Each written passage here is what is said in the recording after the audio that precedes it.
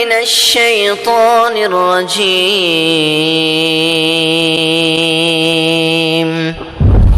بسم الله الرحمن الرحيم. اقرأ باسم ربك الذي خلق. وَإِلَٰهُكُمْ إِلَٰهٌ وَاحِدٌ. تم سب کا معبود ایک معبود ہے. پوری انسانیت کا، پورے عالم انس و جن کا، عالم ملائکہ کا، جتنے مکلفین ہیں اور جتنی مخلوقات جو اپنے اپنے انداز سے اللہ رب العالمین کی تسبیح اور تحلیل بیان کرتی ہیں، سب کا مستحق، سب کا معبود حقیقی ایک اللہ ہے.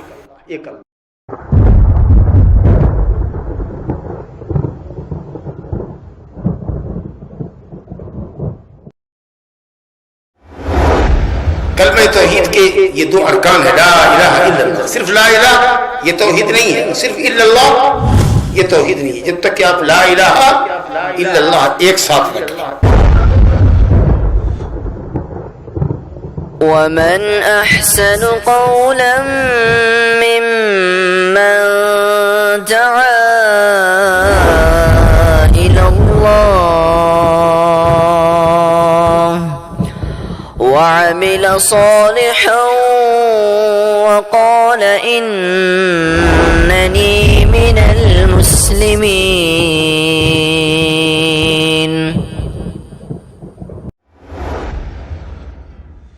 اعوذ باللہ من الشیطان الرجیم.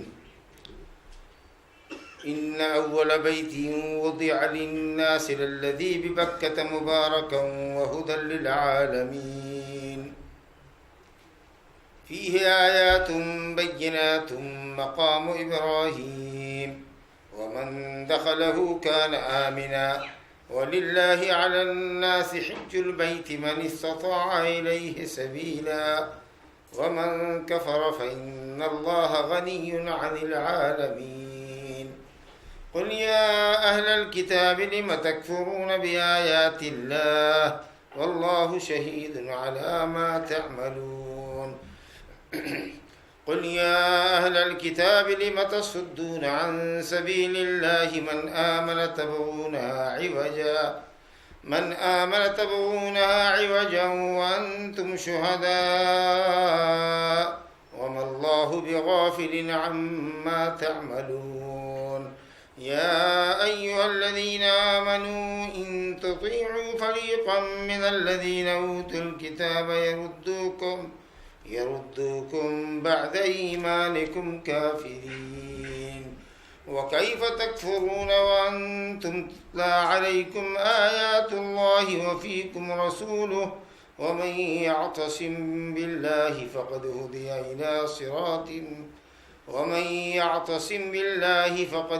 إلى صراط مستقيم.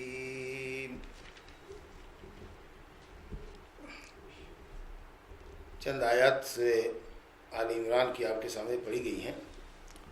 اللہ تعالیٰ کا ارشاد ہے، ان اول بیت وضع للناس للذی ببکہ. بے شک سب سے پہلا گھر جو لوگوں کے لیے بنایا گیا وہ وہی گھر ہے جو بکہ میں ہے، یعنی مکہ میں. سب سے پہلا گھر جو لوگوں کے لیے بنایا گیا، یعنی لوگوں کی عبادت کے لیے بنایا گیا. اس سے پہلے تو لوگوں کے گھر تھے ہی، لیکن دنیا میں سب سے پہلی مسجد، سب سے پہلی عبادت گاہ جو بنائی گئی وہ وہی مسجد ہے، وہی گھر ہے، وہی کعبۃ اللہ ہے جو کہاں آباد ہے؟ مکہ میں. سب سے پہلا اور قدیم گھر مکہ میں. اس سے معلوم یہ ہوا کہ مکہ سب سے افضل مقام ہے اور وہاں کی مسجد سب سے افضل مسجد ہے.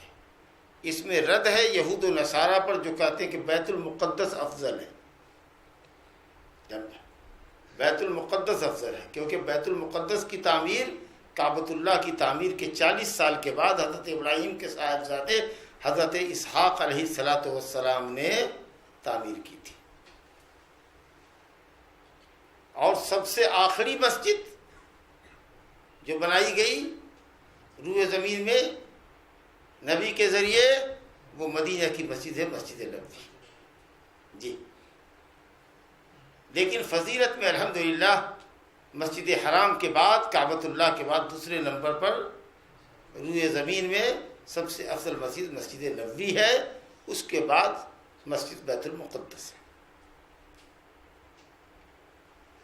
سب سے پہلی مسجد، سب سے پہلی عبادت گاہ جو روئے زمین پر بنائی گئی وہ وہی گھر ہے جو بکہ میں ہے، جس کو ہم نے کہا کہ مکہ، یہ مکہ کا نام ہے۔ اس صورت میں سورہ آل عمران میں اللہ نے بکہ ذکر کیا ہے، جبکہ سورہ الفتح میں مکہ ذکر کیا ہے۔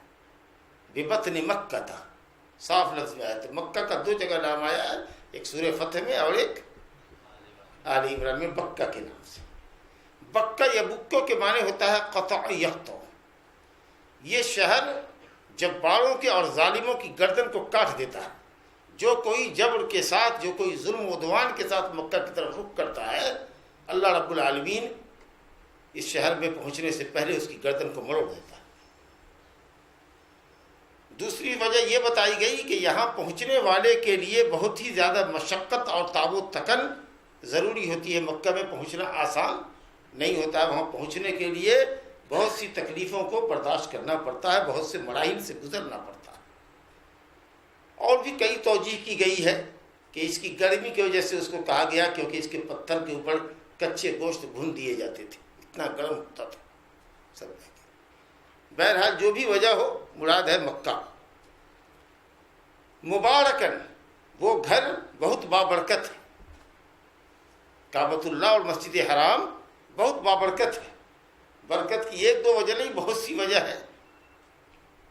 سب سے بڑی بات تو یہ ہے کہ اس گھر کے طواف کو، اس گھر کی زیارت کو اللہ نے مستطیع بندوں پر فرض کیا، اور اس کا ثواب، اس کا اجر عظیم اتنا بتایا کہ من حج للہ، نبی صاحب نے فرمایا من حج للہ فلم یرفث ولم یفسق رجع کیوم ولدتہ امہ، رواہ البخاری و مسلم۔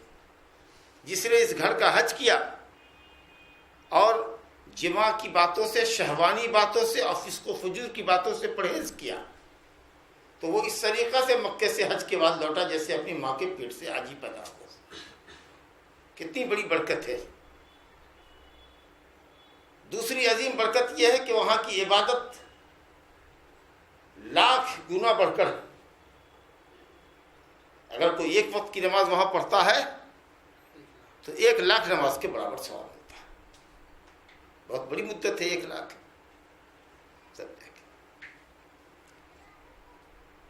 کوئی 35-36 سال کی مدت ہے 1 روز کی عبادت۔ اللہ اکبر۔ اور بڑا فائدہ یہ ہے کہ اللہ سبحانہ و تعالیٰ کے فضل و کرم سے دنیا کے کونے کونے سے بابا ابراہیم خلیل اللہ علیہ السلام کی دعا کی برکت سے کہ وارزق اہلہ من الثمرات، اے اللہ اس شہر کے باشندوں کو پھلوں کی روزی عطا فرما۔ دنیا کے کونے کونے سے پھل، ہر طرح کا پھل وہاں مکے میں پہنچا دیا جاتا ہے۔ کوئی پھل اگر کہیں نہ ملے تو وہ مکے میں ضرور ملتا ہے۔ چوتھی عظیم برکت یہاں وہاں یہ ہے کہ اسی کعبۃ اللہ کے اندر بیر زمزم ہے، مائے زمزم ہے، جس کو ماء مبارکن کہا گیا۔ طعام و طعم و شفاء و سقم، جس کو بہترین کھانا کہا گیا اور بیماریوں کے لیے دوا کہا گیا، بیماریوں کی شفا ہے۔ 1 مہینے کی مدت تک ابو ذر غفاری رضی اللہ عنہ صرف زمزم پی کر کے مکہ میں رہے، صرف زمزم پی کر کے، اور موٹے ہو گئے، پیٹ میں پٹ نکل آئے۔ اتنی غذائیت ہے، مائیت کے ساتھ اس میں غذائیت بھی اتنی، لیکوڈ تو ہے ہی، پانی تو ہے ہی، ہر طرح کی غذا اور منرل سے بھرپور ہے ماشاءاللہ۔ اور انہی برکتوں میں سے مکے کے اندر بڑی برکت یہ ہے کہ اسی شہر سے اللہ رب العالمین نے سب سے آخری نبی محمد صلی اللہ علیہ وسلم کو، جو تمام انبیاء کے سردار اور امام ہیں، اللہ رب العالمین نے اسی شہر مکہ میں آپ کو مبعوث بنایا، اور سب سے اچھی شریعت اللہ تعالیٰ نے آپ پر نازل فرمائی۔ اور بھی برکتوں کا ذکر آئے گا، تو کہا اللہ نے کہ وہ پہلا گھر جو اللہ تعالیٰ کی طرف سے بندگی کے لیے اللہ کی بندگی کے لیے دنیا میں بسایا گیا وہ شہر مکہ میں ہے، جو بابرکت گھر ہے، وہ ہدی للعالمین اور جہان والوں کے لیے منار ہدایت ہے، ہدایت کا مینار ہے۔ وہاں جو گمراہ جاتا ہے اللہ کے فضل و کرم سے ہدایت پا جاتا ہے۔ ہدایت یافتہ لوگ بہت سے ہوتے ہیں، ایک دوسرے کو ٹوکتے ہیں، سمجھاتے ہیں پیار محبت سے، ماشاء اللہ وہاں پر دروس کا التزام ہوتا ہے، بہت سارے علماء وہاں پر درس دیتے ہیں، ان کے درسوں میں بیٹھ کر کے لوگوں کے عقائد اور نظریات بہت صاف ہوتے ہیں، بہت سارے مسائل کا حل نکلتا ہے جی، کیونکہ ساری دنیا سے لوگ آتے ہیں، چھوٹے سے چھوٹے، بڑے سے بڑے لوگ آتے ہیں، بڑے بڑے علماء وہاں پر موجود ہوتے ہیں۔ آپ کے ملک سے بھی بڑے عالم گئے، کئی ملک سے بڑے عالم گئے، خود وہاں بڑے بڑے علماء ہیں جن کا درس ہو رہا ہے، تو ان سے استفادہ کا بھاری بہت اچھا موقع ملتا ہے۔ تو یہ بھی بہت اچھا سنہرا موقع ہے علم شریعت حاصل کرنے کا موقع ہے، ہدایت کا سامان ہے۔ للعالمین سے مراد ہدایت ہے وہاں عالمین کے لیے، اس گھر میں ہدایت ہے، ہدایت کا سامان ہے عالمین کے لیے، مراد اس سے انس و جن۔ کبھی عالمین بولا جاتا ہے تو اللہ کے سوا سب پر بولا جاتا ہے، جیسے الحمدللہ رب العالمین، اللہ تعالیٰ عالمین کا رب ہے، تمام مخلوقات اور موجودات کا رب ہے، اللہ کے سوا جو ہے سب عالمین ہے، لیکن یہاں پر عالمین سے مراد انسان اور جن بس۔ ارے کعبۃ اللہ میں ہدایت کس کے لیے؟ انس و جن کے لیے ہے نا، اور کس کے لیے ہے؟ چوپایوں کے لیے ہدایت ہے۔ تب اللہ تعالیٰ نے قرآن مجید کو اتارا ہے، تبارک الذی نزل الفرقان علی عبدہ لیکون للعالمین نذیرا، بابرکت ہے، عظیم برکت والی ذات ہے وہ جس نے اپنے بندے محمد صلی اللہ علیہ وسلم پر کتاب اتاری ہے تاکہ وہ عالمین کو اس کے ذریعے ڈرائیں۔ تو عالمین سے مراد کس کو ڈرائیں؟ انسان اور جنات کو۔ اور کون بستے زمین پر؟ زمین عقول میں اور کون بستے؟ انسان اور جن۔ تو کہیں پر عالمین ما سوی اللہ، اللہ کے سوا تمام مخلوقات و موجودات پر بولا جاتا ہے، اور کہیں پر عالمین سے مراد انس و جن مراد ہوتے ہیں۔ تو یہ کعبۃ اللہ ہدایت کا مرکز ہے، مرکز ہدایت ہے، مرکز ایمان، مرکز رشد و ہدایت ہے عالمین کے لیے، یعنی انس و جن کے لیے۔ فیہ آیات بینات، اس کعبہ کے اندر، اس پہلے گھر کے اندر آیات بینات، واضح علامت ہے اللہ رب العالمین کی قدرت کی نشانیاں موجود ہیں، ایمان اور ہدایت کی بہت سی واضح دلیلیں موجود ہیں۔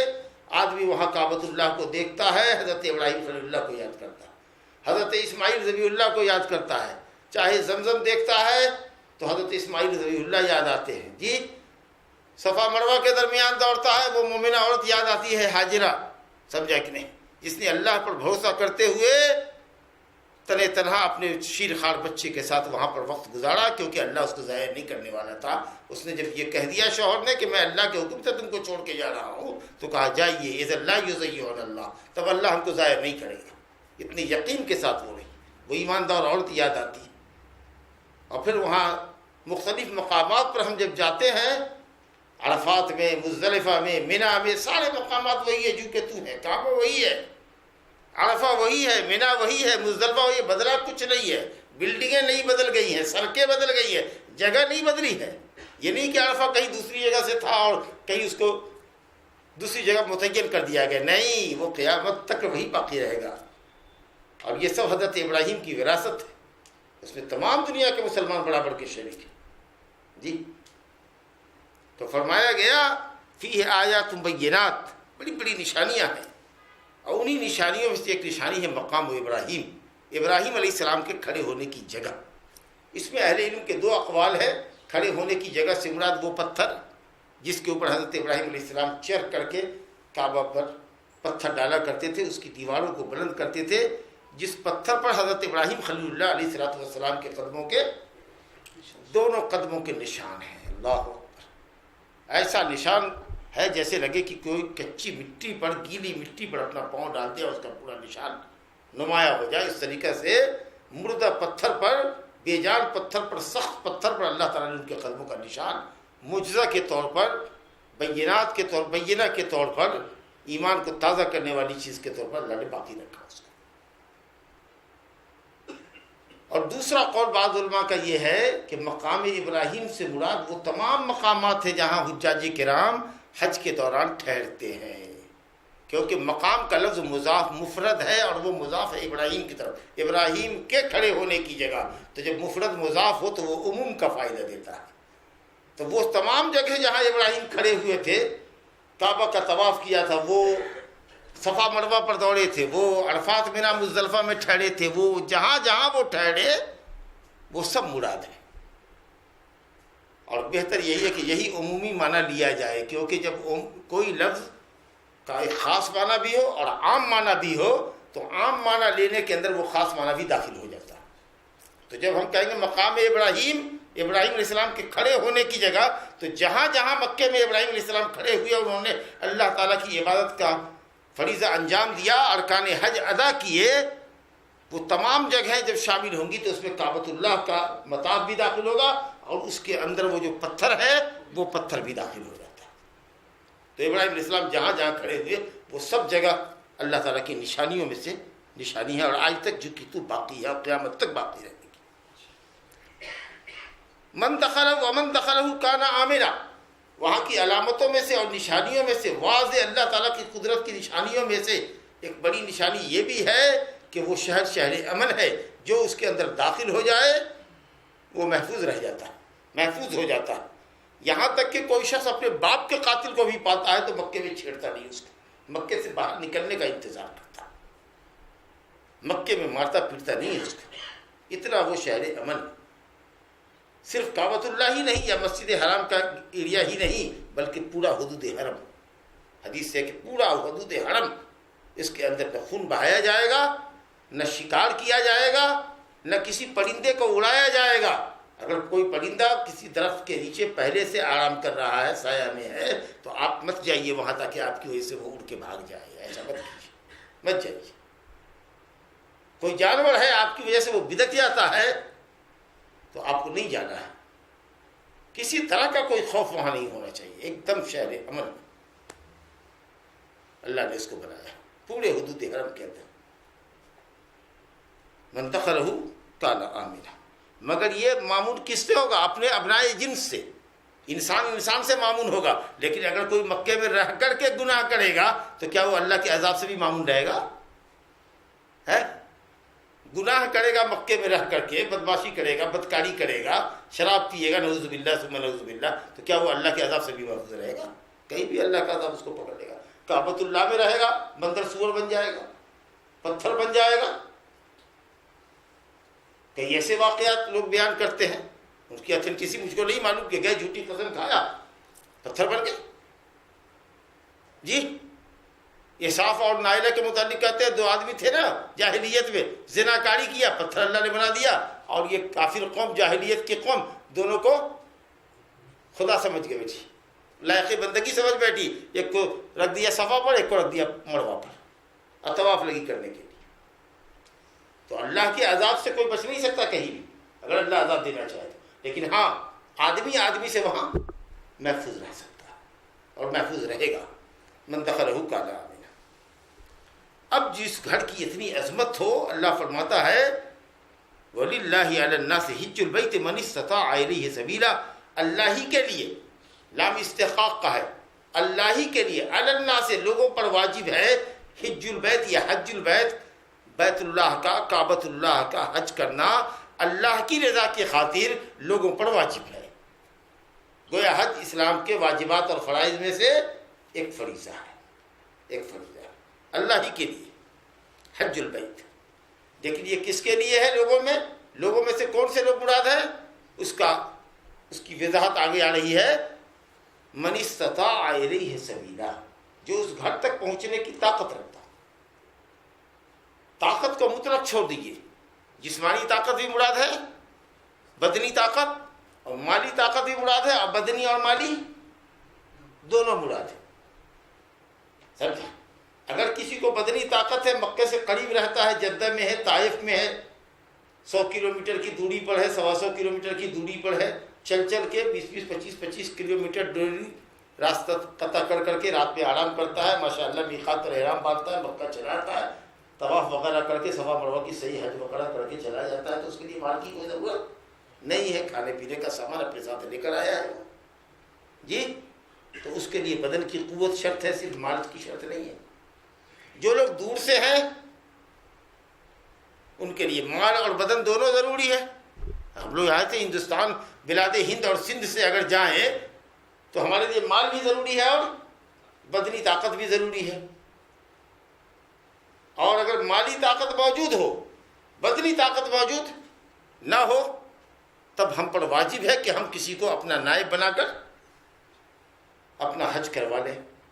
دیکھیے جو حج کرے گا اس کے لیے رہی راجح قول کے مطابق پہلے اپنی طرف سے حج کرنا شرط ہے. وہ اپنی طرف سے حج کیے ہوا ہو اس کے بعد وہ دوسرے کی طرف سے حج کرے. اور کسی کے پاس مالی اور بدنی دونوں طاقت موجود ہے ماشاءاللہ تو خود اس کی اپنی ذات پر حج کرنا واجب ہے. اور کسی کے ساتھ دونوں قوتوں میں سے کوئی قوت نہ ہو، نہ بدنی ہے نہ مالی ہے، تو اس پر حج فرض ہی نہیں ہے. واضح ہو گیا استطاعت کا مطلب. مگر یہ ساری استطاعتیں حصی ہے، ظاہری ہے. ایک استطاعت شرعی بھی ہے، اور وہ شرعی استطاعت ہے مالدار صحت مند عورت کے لیے محرم کی موجودگی، کہ وہ شوہر کے ساتھ جائے یا اگر شوہر نہیں ہے تو کوئی محرم جائے. محرم سے مراد ایسا مرد جس کی شادی اس عورت سے ہمیشہ کے لیے حرام ہے. اپنے باپ کے ساتھ جائے، اپنے بھائی کے ساتھ جائے، اپنے بیٹے کے ساتھ جائے، اپنے داماد کے ساتھ جائے، اپنے ماموں کے ساتھ جائے، اس طریقے سے. خالو پھر نہیں ہے محرم، پھوپھا محرم نہیں ہے. جی اپنے چچا کے ساتھ جائے جو محرم ہے، جس سے شادی اس عورت کی حرام میں ہو جائے. لا تسافر امرأة الا ومعها ذو محرم. کوئی عورت سفر نہ کرے مگر اس کے ساتھ اس کا محرم ہو. ایک صحابی نے کہا یا رسول اللہ میری بیوی حج کو جا رہی ہے اور میں فلاں غزوے میں نامزد کر دیا گیا ہوں. آپ نے کہا نام وہاں سے کٹا لو، جاؤ بیوی کے ساتھ. اذهب فانطلق وحج مع امرأتک. جاؤ اپنی بیوی کے ساتھ حج کرو، اس کو حج کراؤ. تو عورت کے لیے محرم کی شرط ہے. لیکن یہ شرط شرط وجوب ہے کہ شرط ادا؟ سفر کرنے کے لیے شرط ہے یا ارکان کی ادائیگی کے لیے شرط ہے؟ اگر کہیں گے شرط وجوب ہے، حج واجب ہونے کے لیے اگر یہ شرط ہے تو اس کا مطلب یہ کہ اگر کسی کے پاس محرم نہیں ہے تو اس عورت کے اوپر چاہے وہ جسم اور مال سے سفر کرنے کی پوزیشن میں ہے لیکن اس پر حج فرض ہی نہیں ہے، گویا حج فرض نہیں ہوا اس کے اوپر. لیکن جب کہیں گے کہ نہیں ادائیگی کے لیے فرض ہے، ارکان کی ادائیگی کے لیے شرط ہے، جی تب یہ ہوگا کہ وہ کسی کو اپنا نائب بنا کر بھیجے. حج واجب ہے اس پر لیکن ادائیگی نہیں کر سکتی ارکان کی جب تک کہ اس کے ساتھ محرم نہ ہو. اور محرم ہے نہیں تو کسی کو پیسہ دے اور کہہ کے جا کے میرا حج بدل کر کے آؤ. یہ ہوا فرق. اگر محرم کی موجودگی کو شرط وجوب مانے تو کہیں گے محرم نہیں ہے تو اس کے اوپر حج واجب ہی نہیں ہے. لیکن اگر کہ شرط ادا ہے تو کہیں گے کہ اس پر حج واجب ہو گیا ہے. گناہ سے بچنے کی تدبیر یہی ہے کہ وہ کسی کو حج کے لیے بھیجے. ٹھیک ہے. اسی طریقے سے اگر کوئی مالدار صحت مند عورت مر جاتی ہے حج کے بغیر، اس کے پاس محرم نہیں تھا، تو جن لوگوں نے کہا کہ محرم کی موجودگی شرط ہے انہوں نے کہا وہ گنہگار نہیں مری، اس پر حج فرض ہی نہیں ہوا، اس کے پاس شرط پائی ہی نہیں گئی.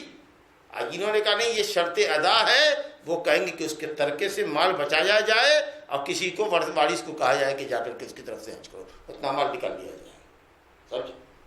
تو یہ نقطے کی بات تھی کہ عورت کے لیے محرم کی موجودگی اس کے ساتھ کیا حج کے واجب ہونے کے لیے شرط ہے کہ حج کی ادائیگی کے لیے شرط ہے. اگر کہیں گے واجب ہونے کے لیے شرط ہے تو جب تک محرم نہیں ہے اس وقت تک اس کے اوپر حج ہی نہیں، چاہے وہ کروڑپتی عورت ہی کیوں نہ ہو.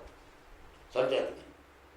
ایماندار عورت کو یہی چاہیے جو اللہ اور آخرت پر ایمان رکھتی ہے، اس کو چاہیے کہ وہ کوئی سفر جس کو سفر کہتے ہیں بغیر شوہر کے اور بغیر محرم کے نہ کرے. اور یہ جو جھنجھونا بجایا گیا ہے کہ 5 عورتیں 3 عورتیں 4 عورتوں کا مجمع اپنے ساتھ جا سکتا ہے ٹیم بنا کر کے، تو اس فریب میں نہ آئیں، اس فریب میں عورتیں نہ آئیں، کیونکہ راجح قول کے مطابق یہ شرط وجوب ہے. شرط وجوب ہے، جب تک محرم نہیں ہے اس وقت تک نہیں جانا، واجب ہی نہیں ہے آپ کے اوپر. جب آپ پر محرم ہوگا، آپ کے ساتھ محرم ہوگا، پھر آپ جائیں گے.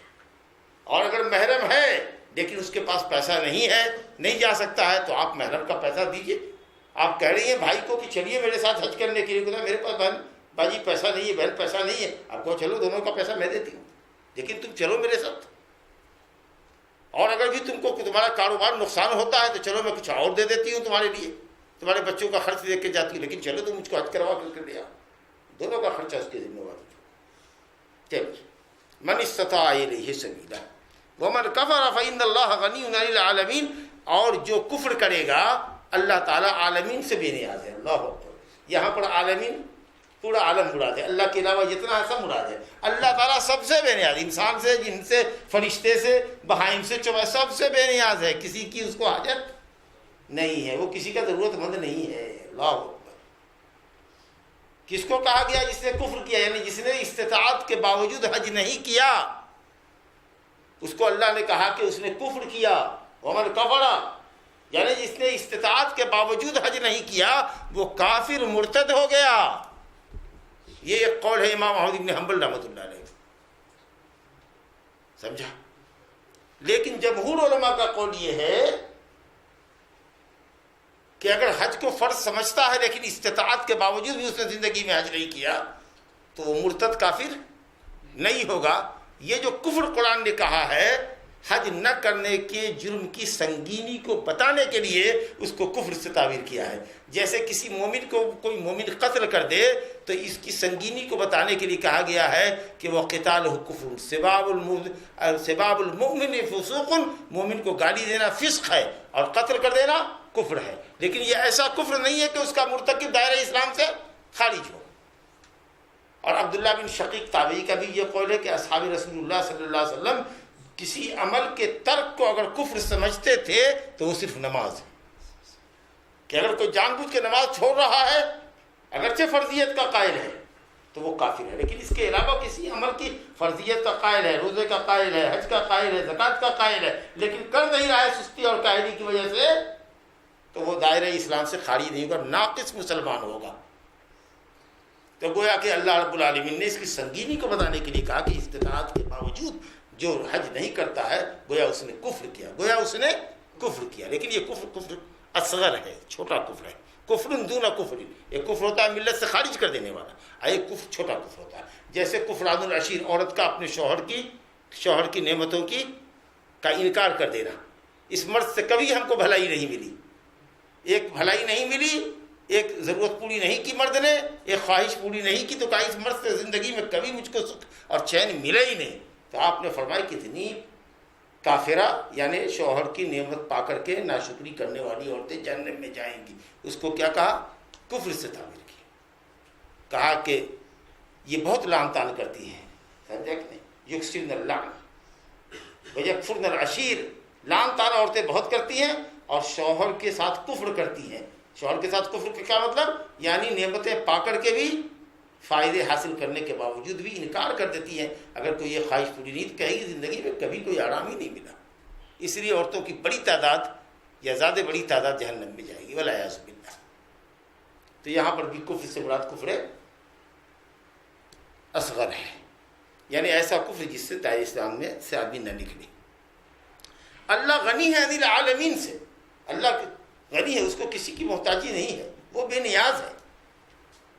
یعنی اللہ اگر مخلوقات سے بے نیاز ہے تو اس کا مطلب ہوا، دوسرا مفہوم ہوا کہ ساری مخلوق اس کی محتاج ہے۔ جیسے اللہ تعالیٰ نے فرمایا یا ایھا الناس انتم الفقراء الی اللہ واللہ هو الغنی الحمید، تم سب اللہ کے محتاج ہو اور ایک اللہ اکیلے غنی ہے اور قابل تعریف ہے۔ حدیث قدسی ہے ابو ذر غفاری رضی اللہ عنہ کی حدیث ہے مسلم میں کہ یا عبادی لو ان اولکم وآخرکم وانسکم وجنکم كانوا على افجر قلب رجل واحد منکم ما نقص ذلك من ملکی شیئا۔ اے میرے بندو، لو ان اولکم، تمہارا اول انسان، آخری انسان، جن ان سب جتنے ہیں تمہارے، اول سے لے کر آخری انسان اور جنات تک، سب کے سب دنیا کے سب سے فاجر اور فاسق آدمی کو تلاش کرو، انتہائی گنہگار کو، اور سب اسی کے دل پر جمع ہو جاؤ، یعنی ویسے ہی فاسق و فاجر بن جاؤ۔ کوئی ایک آدمی بھی تلاشنے سے پوری دنیا میں انسانوں اور جنوں میں سے کوئی بھی ایک موتی و فرمان بردار نہ رہے، باقی سب کا سب فاجر اور فاسق بن جائے تو بھی میری عزت اور جلال میں اور میرے ملک میں کوئی کمی نہیں ہوگی۔ اور تم سب دنیا کے سب سے متقی پرہیزگار انسان کے جیسے بن جاؤ تو بھی میری عزت اور میری بڑیائی میں اضافہ نہیں ہوگا۔ اللہ غنی حمید ہے، یہ عبادت اس نے فرض کی ہے تمہارے اوپر، تم کو عقل دیا ہے، مکلف بنایا ہے۔ جانور کہاں مکلف ہے، ان کے پاس عقل نہیں ہے، اس لیے تم کو عقل کی نعمت دے کر مکلف بنایا ہے، اور اس میں فائدہ تمہارا ہے۔ ان تکفروا انتم ومن فی الارض جميعا فإن اللہ لغنی حمید، تم کیا زمین میں جتنی مخلوق ہے سب اگر کفر کر جائے تو بھی اللہ تعالیٰ غنی حمید ہے، اس کو کسی کی کوئی حاجت اور ضرورت نہیں ہے۔ یہ جو عبادت ہم لوگ کرتے ہیں یا گناہوں سے بچتے ہیں، اللہ رب العالمین کی فرما برداری کرتے ہیں، اس میں ہمارے دین کی اور دنیا کی مصلحت ہے، ہمارا اپنا فائدہ ہے، رب کو راضی کرتے ہیں، اپنے فائدے کے لیے عبادت کرتے ہیں، رب العالمین کا کوئی فائدہ اس میں نہیں ہے، اس کے مقام اور مرتبے میں اضافہ نہیں ہوتا، یہ سمجھ کے چاہیے۔ تو اللہ تعالیٰ غنی ہے، ہم محتاج ہیں، اللہ تعالیٰ غنی حمید ہے، ساری دنیا اس کی محتاج ہے۔ آگے ذکر ہوا قل یا اہل الکتاب، اب نبی کو خطاب ہے، قل کہیے، بہت اہتمام کے ساتھ کہیے اور ڈانٹیے یہود و نصارہ کو، خاص کے مراد ہے یہود جو مدینے میں تھے، ان کی چالیں بہت نقصان تکلیف دے۔ قل یا اہل الکتاب، کہیے اہل کتاب، اہل کتاب بولتے ہیں تو یہود و نصارہ دونوں مراد ہوتے ہیں، لیکن جو حالات ہیں اس میں زیادہ مخاطب اس کے یہودی تھے، ہاں، لیکن دونوں مشترک ہیں۔ لما تکفرون بآیات اللہ، اللہ کی آیتوں کا کیوں انکار کرتے ہو؟ جب اللہ کی آیت بولے تو آیت سے مراد دو طرح کی آیت ہوتی ہے، آیت کونیہ جو کائنات میں پھیلی ہوئی ہے، اور آیت شرعیہ سے مراد یہ قرآنی آیات۔ آیات دو طرح کی، آیات کونیہ اور آیات شرعیہ۔ تو آیات کونیہ جو کائنات میں پھیلی ہوئی ہیں اس کے انکار کا کیا مطلب؟ یعنی یہ کہو کہ اس کا کوئی خالق نہیں، اللہ تعالیٰ اس کا خالق نہیں، اللہ کی خالقیت کا انکار، یا یہ کوئی عقیدہ رکھے کہ اللہ خالق تو ہے لیکن کوئی اس کا پارٹنر ہے، اس میں شریک رہا ہے، نعوذ باللہ، یہ عقیدہ رکھا تو گویا کہ اللہ تعالیٰ کی آیت کونیہ کا انکار کیا۔ یا اگر پارٹنر اور شریک نہیں ہے تو کوئی نہ کوئی معاون ضرور رہا ہے، ہیلپر رہا ہے، لا حول ولا قوت الا باللہ، سمجھے؟ تو اس میں سے کوئی ایک عقیدہ اگر ہوگا تو یہ اللہ تعالیٰ کا انکار ہوگا، اس کی آیتوں کا انکار ہوگا۔ اللہ نے بلا شرکت غیرے، بغیر کسی کے تعاون اور مدد کے لفظ کن سے آسمان اور زمین کو پیدا کیا، ہو جا اور وجود میں چیزیں آ گئی، نہ کوئی اس کا پارٹنر ہے، نہ کوئی اس کا معین و ظہیر ہے، مددگار ہے۔ اور رہ گئی بات سفارش کی تو اللہ نے کہا کہ سفارشی وہی بنے گا جس کو میں قیامت میں اجازت دوں گا، کسی کی کوئی مجال نہیں ہے کہ ہمارے پاس زبان ہی رہے جب تک کہ میری اجازت تھا، اور اس بندے کے حق میں ہو جس بندے سے میں راضی ہوں، اہل توحید ہو، اللہ۔ تو فرمایا گیا کہیے اہل کتاب سے تم کیوں اللہ کی آیتوں کا انکار کرتے ہو؟ اور اگر قرآنی آیات مراد ہے تو اس کا انکار کا مطلب ہے کہ نہیں، ہم نہیں مانتے کہ یہ قرآن اللہ تعالیٰ کی آیات ہے، اس کی تکذیب کر دیا یا اس کی مخالفت کیا۔ یہ کہہ رہا ہے کچھ، آیات کہہ رہی ہے کچھ، تم کہہ رہے ہو کچھ۔ آیات کہہ رہی ہے عورتوں کو گھر میں بیٹھاؤ، اور آزادی نسواں کا نعرہ لگانے والے کہہ رہے ہیں کہ نہیں، عورتوں کو آزاد چھوڑو، تم نے کیوں غلام بنا رکھا ہے ان کو، گھروں کی چہار دیواری میں بند کرتے ہو ان کو، آزاد چھوڑو جی۔ تو شریعت کے مقابلے میں دوسرا حکم لے آنا یہ گویا کہ اللہ کی آیتوں کی مخالفت۔ تو یہ ہے کیوں کرتے ہو تم، واللہ شہید علی ما تعملون، اور جو تم کرتے ہو اللہ سب کے اوپر گواہ ہے، سب کو جان رہا ہے، دیکھ رہا ہے۔ یا واللہ شہید علی ما تعملون۔ قل یا اہل الکتاب لم تصدون عن سبیل اللہ من آمن تبغون عوجا وانتم شہداء، اور کیجیے۔ پھر یہ دوسرا قل ہے، دوسری وارننگ دیجیے یہودیوں کو، عیسائیوں کو، اے اہل کتاب لم تصدون عن سبیل اللہ، ایک تو خود حق سے محروم ہو، دوسری زیادتی یہ کر رہے ہو کہ جو لوگ ایمان لے آئے ہیں ان کو تم اللہ کے راستے سے روکتے ہو، یعنی جو لوگ ایمان لے آئے ان کو اللہ کے راستے سے روکتے ہو، اسلام کے تعلیم کے تعلق سے اتنا کنفیوز کرتے ہو ان کو، اس قدر اعتراض اسلام پر کرتے ہو کہ وہ بیچارے بھولے بھالے تمہارے دامے فریب میں آتے ہیں اور مرتد ہو جاتے ہیں۔ یا جو لوگ اسلام میں آنا چاہتے ہیں ان کو روکتے ہو، تو جو آ رہے ہیں ان کو روکتے ہو، جو آ چکے ہیں ان کو بھی بھٹکاتے کہ وہ اسلام سے چلے جائیں۔ تو ایمان کی راہ پر لگنے کے بعد کفر کی راہ پہ آ جانا، مرتد ہو جانا، یہ زیادہ سنگین ہے اس شخص کے مقابلے میں جو ایمان لایا ہی نہ ہو، کیونکہ وہ ابھی ایمان میں نہیں آیا ہے۔ لیکن کوئی ایمان میں آ جائے اور اس کے بعد مرتد ہو جائے نعوذ باللہ، یہ زیادہ سنگین معاملہ ہوتا ہے۔ تو کامن آمن، جو ایمان لا چکا ہے تم اس کو بھٹکا رہے ہو، تبغونہا عوجا، اور اللہ کے راستے میں کجی تلاشتے ہو، کلیجی تلاشتے ہو، افراط اور تفریط کی راہیں لوگوں کے سامنے پیش کرتے ہو اور ان کو گمراہ کر کے ہٹ جانا چاہتے ہو۔ اور جو کچھ کر رہے ہو وہ سب تم جان رہے ہو کہ جان بوجھ کے ہم کر رہے ہیں، یہ تم جانتے ہو کہ تم باطل پر ہو، محمد صلی اللہ علیہ وسلم حق پر ہیں، ان کے ماننے والے حق پر ہیں، کیونکہ ان کی پیشین گوئیاں تمہاری توریت اور انجیل کے اندر موجود ہیں، لیکن اس کے باوجود بھی تم لوگوں کو ادھر آنے نہیں دیتے ہو، حق کی طرف آنے نہیں دیتے ہو۔ معلوم ہوا کہ وہ سب مولوی اس میں داخل ہے جو لوگوں کو حق سے روکتا ہو۔ کہاں جا رہے ادھر؟ جی ارے وہ لوگ بد دین لوگ آئے نا، وہ کسی امام کو نہیں مانتے، جی ارے ان کو صحابہ سے محبت نہیں ہے، ارے کیسا بولتے جی؟ وہ محمد صلی اللہ علیہ وسلم کو مردہ کہتے ہیں، مردہ۔ اللہ کہتا ہے انک میت، آپ میت ہیں، زندگی آپ کی برزخ کی زندگی ہے، اس کا دنیا کی زندگی سے کیا تعلق؟ ہاں کہہ رہے نبی کو مردہ کہتے ہیں جی یہ لوگ، نبی کہیں مردہ ہوتے ہیں؟ حدیث میں ہے۔ ارے تو کہاں زندہ ہے؟ کیا کہاں ہے؟ کدھر ہے؟ چلو ہم ملتے ہیں۔ تو نہیں، قبر کے اندر ہیں، احیاء فی قبورہم، اپنی قبر کے اندر زندہ ہے، زمین کے اوپر کہاں زندہ ہے؟ جنت میں نعمتیں پا رہے ہیں، یہ تو ہم بھی مانتے ہیں۔ ہاں اگر زمین پر کہیں زندہ ہے تو بولو۔ ارے تو یہ لوگ نبی کو زندہ نہیں مانتے، یہ لوگ اولیاء کے قائل نہیں ہیں، یہ لوگ وسیلہ کے قائل نہیں ہیں، یہ صحابہ کے ساتھ گستاخی کرتے ہیں۔ جی کہاں جا رہے ہیں؟ بددینوں کے پاس، یہ سب انگریز کے دشمن ہیں، انگریز کے پالتو ہیں، یہ انگریز کو بھگایا جن لوگوں نے، جی اس کو انگریز کے پروردہ کہتے ہیں۔ کہاں جاتے؟ ان وہابڑوں کے پاس، لا مذہبوں کے پاس، ائمہ کو نہیں مانتے، اس طرح سے کہہ کر کے عوام کو گمراہ کرتے ہیں۔ یہ بالکل وہی بات ہے کہ یہ جانتے پوچھتے ہوئے کہ یہ اہل حدیث مسلک حق ہے، قرآن اور سنت کا مسلک ہے، ہم تمام ائمہ کا احترام کرتے ہیں، لیکن کہتے ہیں کہ ائمہ کے اقوال کو ہم حدیث اور قرآن کی روشنی میں پڑھیں گے، ہم قرآن اور حدیث کو ان کے اقوال کی روشنی میں نہیں پڑھیں گے۔ ہم اللہ کے بندے ہیں، رسول کے امتی ہیں، ہم علماء کی قدر کرتے ہیں، لیکن علماء کو اللہ رب العالمین کی نہ عبادت میں کوئی حصہ داری ہے، نہ نبی کی رسالت میں کوئی حصہ داری ہے۔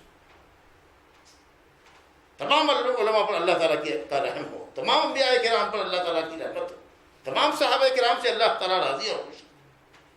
اولیاء کرام کو اولیاء مانتے ہیں، لیکن اولیاء کون ہیں؟ ایمان اور تقوی والے ہیں۔ جی جس کے اندر جتنا ایمان اور تقوی ہے وہ ولی اللہ ہے، لیکن وہ معبود نہیں ہو سکتا، حاجت روا نہیں ہو سکتا، مشکل کشا نہیں ہو سکتا۔ واضح عقیدہ ہے قرآن حدیث کا، لیکن اس کے باوجود بھی باتوں کو الٹ پلٹ کر کے جاہل عوام کو یا کم پڑھے لکھوں کو صراط مستقیم پر لگنے سے روک دیتے ہیں۔ میں نے تو یہاں تک سنا ہے، اللہ معاف کرے، کہنے والے نے یہ کہا، کسی متعصب عالم نے، ہم نہیں بتائیں گے کہ کس مسلک کا مولوی تھا، کسی ایک اہل حدیث ہونے والے کو کہا کہ تم یہودی اور نصرانی بن جاتے تو یہ اچھا ہوتا، لیکن وہابی نہیں بنتے، اہل حدیث نہیں بنتے۔ اہل حدیث کو وہابی کہتے ہیں، توہین کے لیے وہابی کہتے ہیں۔ جی لا حول ولا قوة الا باللہ المشتقہ۔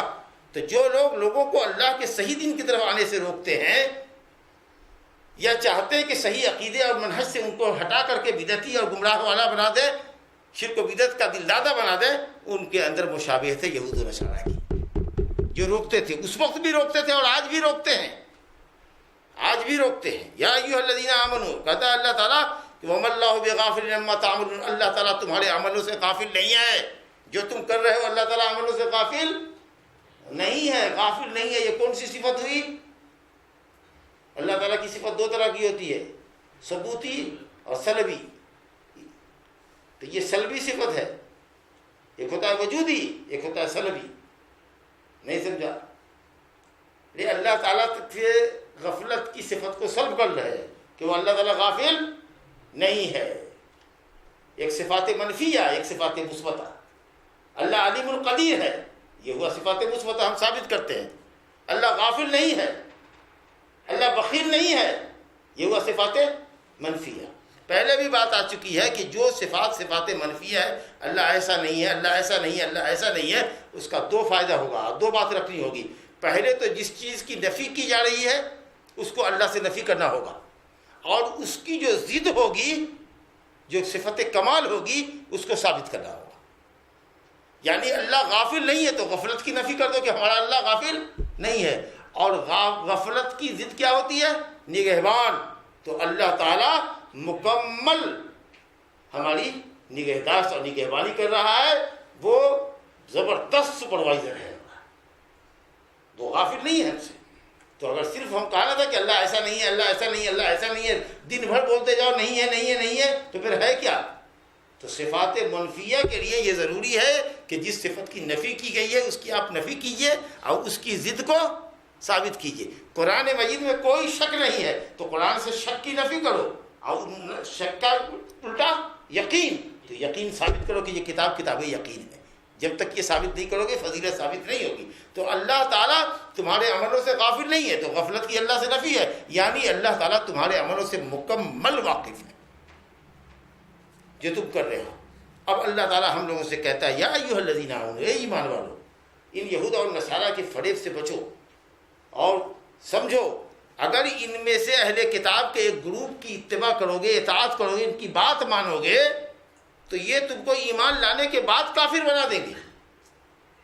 یہ تم کو ایمان لانے کے بعد کافر بنا دیں گے اگر ان کی بات مانو گے. یہ کون گروپ ہے؟ مبہم ہے. جو لوگ ایمان لائے یہود و نصارہ میں سے، ان کے علاوہ جتنا گروپ ہے تقریباً سب برا ہے. اور جتنے مشرکین ہیں وہ سب چاہتے ہیں کہ مسلمان مشرک ہو جائے.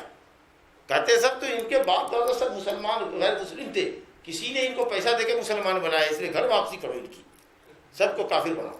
جی چاہتے ہیں کہ سب کافر ہو جائیں. مشرکین یہ چاہتے ہیں. اور یہود و نصارہ جو ایمان نہیں لائے ہیں محمد صلی اللہ علیہ وسلم پر، وہ یہ چاہتے ہیں کہ سب مرتد ہو جائے مسلمان. کفارن حسد من عند انفسہم، چاہتے کہ سب حسد کی بھٹی میں سلگتے ہوئے یہ یہود و نصارہ چاہتے کہ سب مسلمان کافر ہو جائے. مگر وہ ایسے نہیں کہیں گے کہ یہ کافر ہو جا، ایسے نہیں بولیں گے کہ یہودی ہو جا، ایسے نہیں بولیں گے. جی اسباب ایسے اختیار کرتے ہیں جس کے فریب میں ہم آ کر کے اپنے اسلام کو کھو رہے ہیں. میں نے کہا نا کہ جانتے ہیں، نیچرلی جانتے ہیں ہم سب کہ عورت انسان کے لیے، مرد کے لیے سب سے بڑا فتنہ ہے. نبی صلی اللہ علیہ وسلم نے یہ فرمایا تھا. اور عورت کا فتنہ انہوں نے اس قدر جگایا ہے کہ ہر میدان میں عورت کو مردوں کے شانے بشانے کھڑا کر دیا. جی ایک دم ننگی شہوت کا ناچ ناچا جا رہا ہے. قدم سے قدم ملا کے چلیں عورتیں، کندھے سے کندھے ملا کے چلیں. جی مصافحہ کریں، معانقہ کریں، ایک دوسرے کی خوشبو سونگھیں. تو اب کیا بات رہ جائے گی؟ حیوانیت رہ جائے گی، بہیمیت رہ جائے گی، اور صرف شہوت کی تکمیل رہ جائے گی. دیکھیے دنیا میں بے حیائی اور برائی کس طریقے سے امٹ رہی ہے. سینما کے نام پر، کلچر کے نام پر میگزین کو دیکھ لیجیے، سینما کو دیکھ لیجیے، اور کس کس طریقے سے بے حیائی کا طوفان انہوں نے پیدا کر رکھا ہے. سمجھا کہ نہیں؟ معاشرے کو تباہ کرنے کے لیے، خاص کر مسلم معاشرے کو تباہ کرنے کے لیے. تو اگر ان کی اس تدبیروں سے اگر آپ چوکنا نہیں رہے تو کیا حال ہوگا؟ آپ مرتد ہو جاؤ گے نا. اسی طریقے سے ردی افکار، غلط نظریات لوگوں کے اندر پھیلاتے ہیں. غلط افکار اور نظریات والوں کو پیسے دے کر کے خوارج کو تیار کرتے ہیں، گمراہ لوگوں کو تیار کرتے ہیں اسلام کو بدنام کرنے کے لیے. یا اس طرح کی فکر آئے گی کہ ہر آدمی مذہب کے معاملے میں آزاد ہے، جو جس مذہب کو اختیار کرے، کوئی بندش نہیں. ارے سب مذہب تو ایک ہی ہے، سب تو ایک ہی راستہ دکھاتا ہے، سچائی کا راستہ دکھاتا ہے. ارے رام رحیم میں کیا فرق ہے؟ ایسا بول کر کے غلط افکار اور نظریات کو دماغ میں بیٹھاتا ہے. اب بات تو ٹھیک کر رہا ہے. سب مذہب انسانیت کا درس دیتا ہے. سمجھا کہ اللہ تعالیٰ کہتا ہے کہ اسلام کے علاوہ تمام ادیان باطل ہے. یہ کہے گا نہیں سب دھرم ٹھیک ہے، سب دلیہ دھرم، تمام ادیان کو ملا کر کے ایک دن اور ایک دھرم، سب ایک ہے. اس طرح کی چیزیں پیش کرتے ہیں.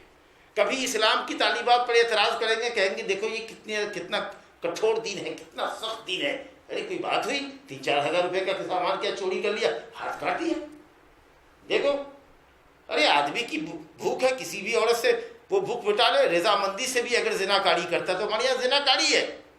اگر غیر عورت کو راضی کر کے بھی اس کے ساتھ مکالا کرتا ہے، بدفعلی کرتا ہے، زناکاری ہے. دونوں کو 100 کوڑے لگیں گے اگر کمانے ہیں تو. اور شادی شدہ ہے تو دونوں کو سنسار کر دیا جائے گا. ارے ہماری ضرورت ہے، ہم اپنی مرضی. کیوں ضرورت ہے بھائی؟ آپ معاشرے کو ناپاک کریں گے، آپ کسی کے مرد ہو کر کے، کسی کی بیوی ہو کر کے آپ بدکاری کریں گے. ایسے آدمی کو سماج میں رہنے کا حق نہیں ہے. یہ نہیں سمجھتے ہیں کہ اس سے فائدہ کیا ہے. چیخ رہے ہیں، چلا رہے ہیں. کسی نے کہا کہ سنسار کرو نا ہندوستان کے اندر ریشیو کم ہو جائے گا. کہا کہ نہیں وہ اب دیکھیے اسلامی تعلیم کو جو فالو کرنے کی بات آئی تو بغلے جھانکنے لگے. کہا کہاں ان ملکوں کے اندر بدکاری یہاں اسلام کی سزائیں نافذ ہے، چھوڑ کے ہاتھ کاٹے جا رہے ہیں جی. لیکن ان کو تو چر ہے اسلام سے، وہ ونڈو نہیں کھولنے دیں گے جس کے اوپر سودی لین دین نہ ہو. بہت منافع ہیں لیکن اس کے بعد بھی کہتے ہیں نہیں چونکہ یہ اسلام کا رول ہے اس لیے اپن اس کو نہیں دیں گے.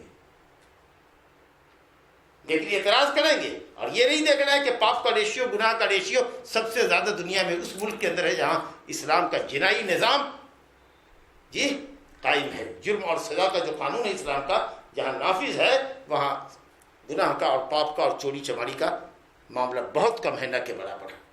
تو اس طریقے سے کبھی گمراہ کرتے ہیں، سمجھا کہ نہیں. تو بہت کبھی کبھی مال کا فتنہ، یہ سب سے بڑا فتنہ آج کل ہے مال. اب مال حاصل کرنے کے لیے ایسے ایسے جھنجھونے انہوں نے بجائے، ایسے ایسے کھلونے انہوں نے بازار میں پیش کیے ہیں. اس طریقے سے سودی لین دین کو اور اس طریقے سے جوا کے معاملے کو اور اس طریقے سے ہر معاملے کے اندر جو ہے وہ آپ کا لیے انشورنس کے معاملے کو، جی گاڑی کا انشورنس ہونا، مکان کا انشورنس ہونا، اپنا انشورنس ہونا، نہیں تو علاج نہیں ہوگا. اب اگر کل کو قانون بن جائے کہ کسی بھی شخص کا گورنمنٹ کے کسی بھی یا خود ہی پھر پرائیویٹ ہاسپٹلوں کے اندر بھی علاج نہیں کریں گے جب تک کہ وہ انشورنس نہیں کرتا. جوا ہے 50,000 کا انشورنس کرائیے ہم آپ کا علاج کریں گے، چاہے 5 لاکھ کا کریں یا آپ کا 5 روپے کا بھی علاج سال میں نہ ہو. اب اس طریقہ سے جوا اور سودی کاروبار کو ایسا لپیٹا ہے کہ ساری دنیا ان کی جال میں پھنسی ہوئی ہے. الا من رحم اللہ. مال کیسے آنا چاہیے؟ ابھی مال تو سب کو پسند ہے، جان رہا ہے وہ کہ کمزوری کہاں سے ہے. شیطان ان کا معلم ان کو بتاتا ہے کہ مسلمانوں کو گمراہ کیسے کر سکتے ہیں. چنانچہ وہ سارے اختیارات اسباب اختیار کر رہے تھے. وہی اللہ کہتا ہے کہ اگر ان کی چالوں میں پھنس گئے اور نہیں سمجھا کہ یہ تم کو مرتد کرنے کی تدبیریں ہیں تو یہ سب تم کو مرتد کروا دیں گے. تب آخری آیت ہے آج کے درس کی، وہ کیف تکفرون. اللہ تعالیٰ غیرت ایمانی کو للکار رہا ہے، صحابہ کرام کو کہہ رہا ہے کہ کیف تکفرون وانتم تتلی علیکم آیات اللہ. تم کیسے کفر کر سکتے ہو، یہود و نصارہ کی جال میں اور چھال میں کیسے پھنس سکتے ہو جبکہ تم پر اللہ کی آیتیں تلاوت کی جاتی ہیں اور تمہارے درمیان اس کا رسول ہے. صبح و شام رسول کو دیکھتے ہو جی، اور صبح و شام قرآن کی آیتیں تلاوت کی جا رہی ہیں. کیسے تم کفر کرو گے؟ نہیں کر سکتے. نہیں سمجھا؟ کیونکہ حقانیت تمہارے سامنے ہے روز روشن کی طرح. اور الحمدللہ اللہ کا شکر ہے کہ یہود و نصارہ کامیاب نہیں ہوئے جب تک محمد صلی اللہ علیہ وسلم زندہ رہے. ارتداد کے واقعات نہ کے برابر ہیں. شاید ہی کوئی ایک بندہ، 1-2 آدمی بندہ مرتد ہوا ہو تو ہوا ہو، لیکن جیسے ہی نبی صلی اللہ علیہ وسلم کا انتقال ہوا مرتد ہو گئے جی. اور ارتداد، لیکن سب کے باوجود بھی اللہ تعالیٰ کا بے حد شکر اور احسان ہے کہ جو آدمی اسلام کی تھوڑی موٹی بھی سمجھ رکھتا ہے، موٹی جھوٹی بھی سمجھ رکھتا ہے، اللہ کا فضل ہے کہ یہ مرتد کم ہوتے ہیں دوسرے دھن کے ماننے والوں کے مقابلے میں. اللہ کے خاص شکر اور فضل ہے. تو معلوم یہ ہوا کہ یہ کہنا چاہتے ہیں لیکن اللہ تعالیٰ غیرت ایمانی کو للکار رہا ہے کہ تمہارے درمیان اللہ کا رسول ہے، اللہ کی آیتیں ہیں. تو اللہ ہدایت دینے والا ہے، رسول تو نہیں ہے لیکن ماشاء اللہ نائبین رسول ہے. نائبین رسول علماء ہیں جن کے دروس ہو رہے ہیں، جن کے محاضرات ہو رہے ہیں، جن کے خطبے ہو رہے ہیں، آپ سن رہے ہیں. اگر قرآن اور حدیث کا مطالعہ کیا اور نائبین رسول سے آپ نے علم شریعت کو حاصل کیا اور دین کی سمجھ حاصل کر لی تو انشاءاللہ یہود و نصارہ اپنی اسکیم میں، اپنی ناپاک اسکیم میں ناکام رہیں گے اور وہ آپ کو صراط مستقیم سے بھٹکا نہیں سکیں گے. اللہ تعالیٰ فرماتا ہے وَمَن يَعْتَصِم بِاللَّهِ، جو اللہ کو مضبوطی سے تھام لے، جو اللہ پر بھروسہ کرے، جو اللہ کی شریعت کو مضبوطی سے تھام لے، فقد ہدی الی صراط مستقیم، وہ اللہ کی طرف سے صراط مستقیم کی طرف ہدایت دے دیا گیا ہے. یعنی مضبوطی سے ایمان کو اور اسلام کو تھامو گے، کتاب و سنت کا دامن پکڑو گے اور اس سے لگے رہو گے تو انشاءاللہ تعالیٰ صراط مستقیم سے اللہ تعالیٰ بھٹکنے نہیں دے گا. تو اگر چاہتے ہو کہ یہود و نصارہ کی چال بازیوں سے، ان کی فتنہ سامانیوں سے اگر بچو تو دین کی طرف پلٹنا ہوگا، کتاب و سنت کی طرف پلٹنا ہوگا اور وارثین انبیاء جو علماء فہور ہیں، راسخین فی العلم ہیں، اچھے علماء ہیں قرآن حدیث کے، ان کے سائے میں ان کے ساتھ بیٹھنا پڑے گا، ان کی شاگردی اختیار کرنی پڑے گی. تب جا کر کے انشاءاللہ تعالیٰ آپ کے لیے نجات کی راہ ہوگی اور فتنوں سے آپ بچ سکیں گے. اللہ رب العالمین ہمیں اور آپ کو یہود و نصارہ اور مشرکین کے شر سے محفوظ رکھے اور اللہ تعالیٰ دین کی طرف ہم کو رد جمیل عمدہ طریقہ سے پلٹنے کی توفیق عطا فرمائے. آمین. صلی اللہ علیہ نبینا محمد و آلہ وصحبہ اجمعین.